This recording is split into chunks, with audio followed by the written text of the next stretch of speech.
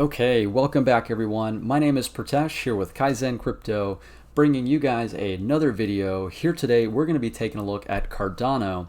Now, Cardano is a third generation blockchain project, so their main premise behind the cryptocurrency is interoperability, scalability, and sustainability.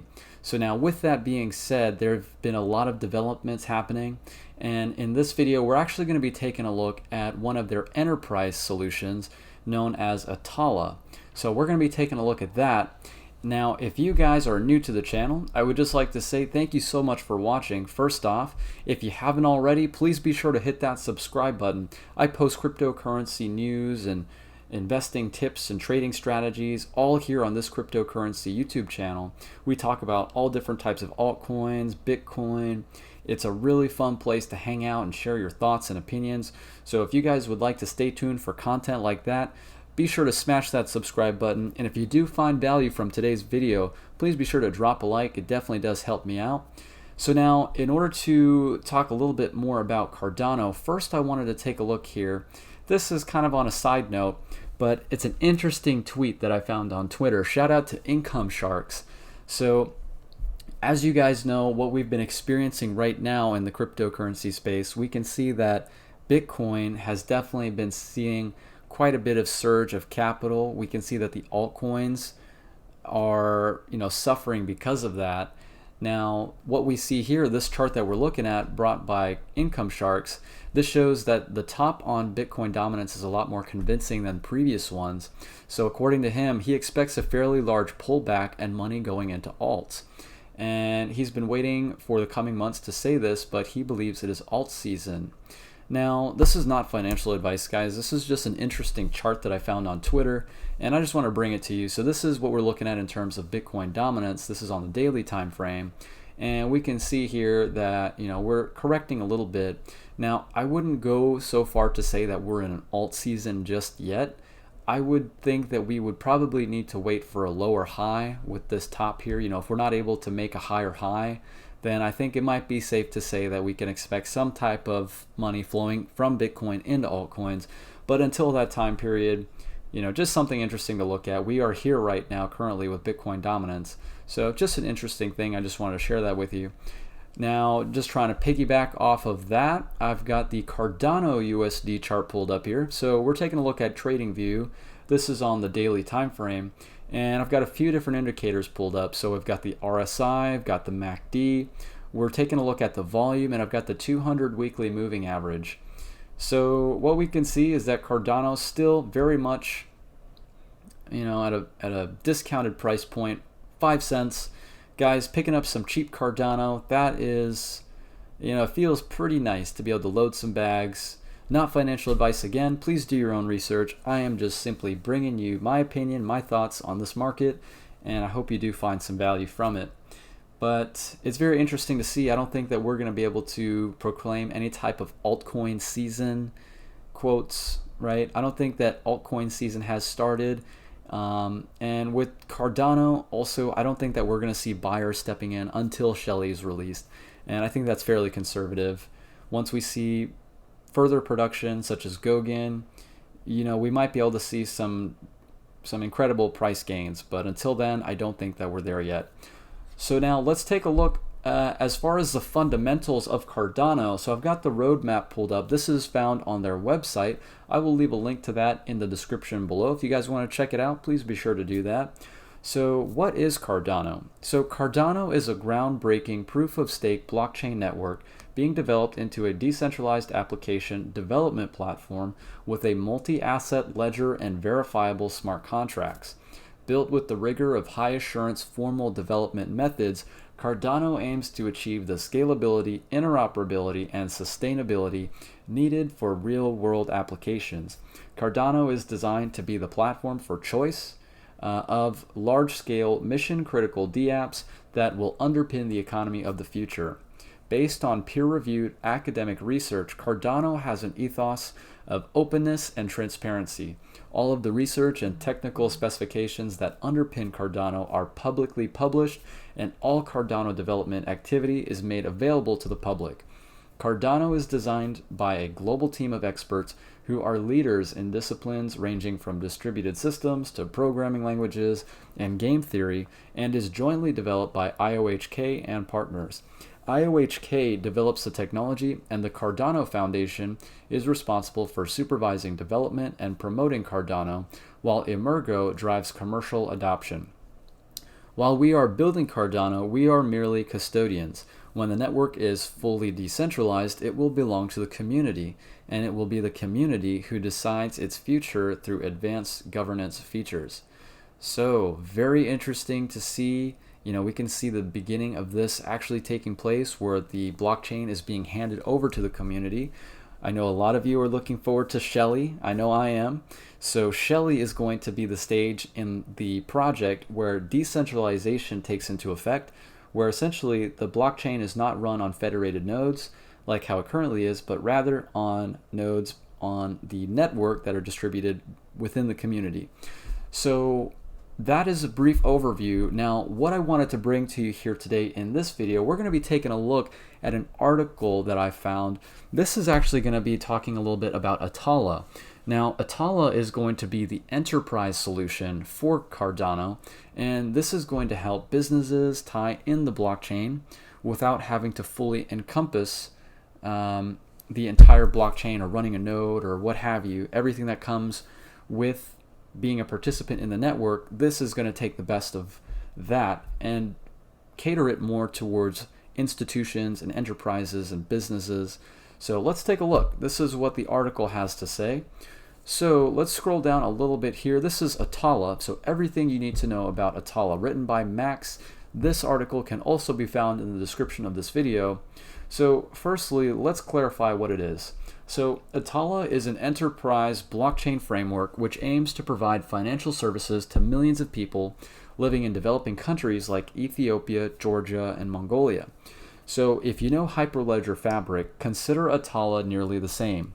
Here are a few major differences. So in contrast with Hyperledger, IOHK is currently much more focused with Atala on governments in developing countries than on Fortune 500 companies. This doesn't mean that Atala itself can't be used by enterprises. So Atala has no smart contract framework, and a blockchain is not a must. While other similar frameworks are mostly focused on the blockchain side of things, Atala is also focused on cryptocurrency adoption. Atala products will leverage both permissioned and permissionless systems as required for the use case. IOHK might also provide interoperability between systems if the use case requires it, for example, to support exchange of value between blockchain platforms. Atala is providing interoperable DLT infrastructure to enable digital societies of the future. IOHK will help governments to be more agile and effective, empower citizens, enable digital economies, drive sustainable developments, etc. So 3 initial components of Atala are Ledger Framework, Data Framework, and Agreement Framework. It is important to note that these components are by no means the main components. The key pillars behind Atala are identity, payments, and supply chain. The Ledger Framework allows the creation of ledgers. It has 2 built-in ledgers, one for assets and one for identities.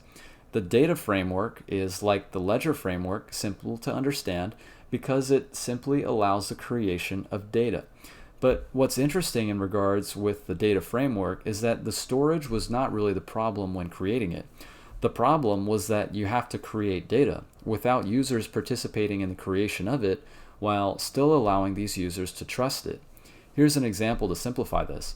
So let's say, for instance, I'm creating a bridge with ropes. You can't see the creation of that bridge, so you don't know how strong it is, how robust it is, but you still have to trust it. If I was you, I wouldn't trust it, and that's what makes this problem so complicated.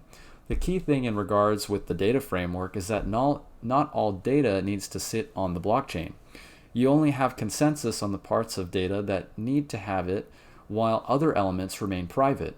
That's how the Atala team solved this problem. Then there is the third component, the agreement framework. This framework enables workflows. This last component is also linked to the 2 other ones. Second, let's take a look at how Atala can be used. An example is the MOU signed with Ethiopia. So IOHK is currently working with the government of Ethiopia to create a new payment system that will allow 6 million users to pay their power and electric bills with cryptocurrency. This will be done by using Atala. Another use case is in Mongolia. Atala can be used there in the cashmere industry and for university accreditation. Half of the world's cashmere is made in Mongolia, and there are around 65 universities in Mongolia, with the majority of them being based in the capital, Ulaanbaatar. Atala can be used to massively improve the logistics in the cashmere industry, and besides, it could be used to put university graduates' diplomas on the blockchain, so that everyone can verify if they are qualified. Now, we only talked about the use of Atala by governments and local authorities, but this blockchain framework could also be used by enterprises. One example is an MOU which IOHK has signed with a shoemaker.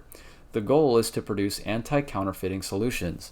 This will allow consumers to, for example, scan a QR code and be able to track the history of that specific pair of shoes. Another way of using Atala in this case would be to create a kind of Atala-based certificate for each pair of shoes, which would certify the authenticity of it. Third, now we can talk about the relationship between Cardano and Atala. Many people have seen it as a competitor to Cardano. It actually isn't. Atala is a gateway leading to mass adoption of the Cardano platform. If IOHK can get even only one solution in place, let's take the cashmere industry. Just for an example, this, thanks to interoperability, provides a gateway into the cryptocurrency ecosystem for hundreds of thousands of users. So let me explain. Interoperability is, simply put, compatibility between two different chains. By having an interoperable blockchain, you can in a certain way connect it to other chains.